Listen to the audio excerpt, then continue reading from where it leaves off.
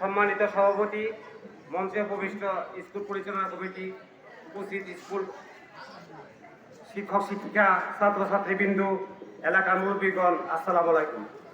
আজ স্কুলে বার্ষিক পরীক্ষার ফলাফল অনুষ্ঠিত হতে যাচ্ছে। হয়তো অনেকে ভালো করেছে, হয়তো কারো একটু খারাপ হয়েছে। যারা খারাপ করেছে সেটাকে ব্যর্থতা না ভেবে শক্তিতে রূপান্তরিত করে নতুন শক্তিতে অধ্যয়নের মাধ্যমে ভালো করবে ইনশাল্লাহ। মন খারাপ করার কিছু নেই। সাংস্কৃতিক একটা প্রভাব আছে, ছাত্র নং অধ্যয়ন নং যত। ছাত্র জীবনে আমার কিছু কথা না বললেই নয়।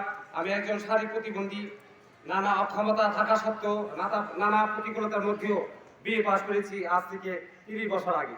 হেঁটে স্কুলে যেতে হয়েছে, হাতে বই নিয়েছি, হুজুর খেয়ে অনেক সময় বই পড়ে গিয়েছে। পাশের অন্য ছাত্ররা অথবা পথচারীরা আমার বই আমার হাতে তুলে দিয়েছে। এভাবে চলে আমার শিক্ষা জীবনের সংগ্রাম। না পেরেছি সমাজ শিক্ষকদের সহযোগিতা ছাড়াও আমি এগিয়ে গিয়েছি। যে মানুষটি করোনা সহযোগিতা নিয়ে বাঁচার কথা, সেই মানুষটি আজ স্বাবলম্বী। আজ আমাকে দেখে তোমার অনুসরণ করো। একজন শারীরিক প্রতিবন্ধী মানুষ যদি এরকম অবস্থায় শিক্ষা গ্রহণ করতে পারে, তোমরা ছাত্রীরা কেন পারবে না? ইনশাল্লাহ তোমরা পারবে। তোমাদের আছে অনেক প্রতিভা। স্কটল্যান্ডের রাজা 6 বার যুদ্ধে পরাজিত হেরে গিয়ে একটি গুহায় বিশ্রাম নিচ্ছিলেন। হঠাৎ করে দেখে একটা মকসা 6 বার ব্যর্থ হয়ে 7ম বারের মতো সে সফল হয়। এতে থেকে আমরা শিক্ষা নিতে পারি, ব্যর্থতা হেরে না গিয়ে অর্ধবাসী হলে সফলতা অনিবার্য।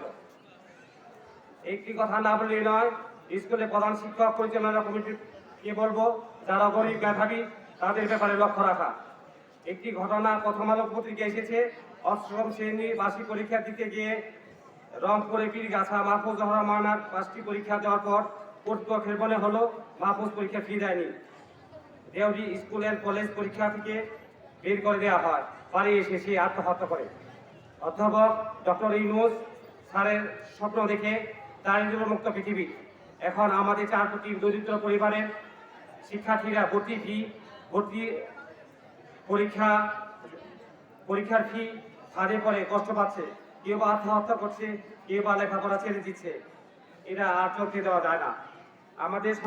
আমরা আমাদের সন্তান মনে করি, কিন্তু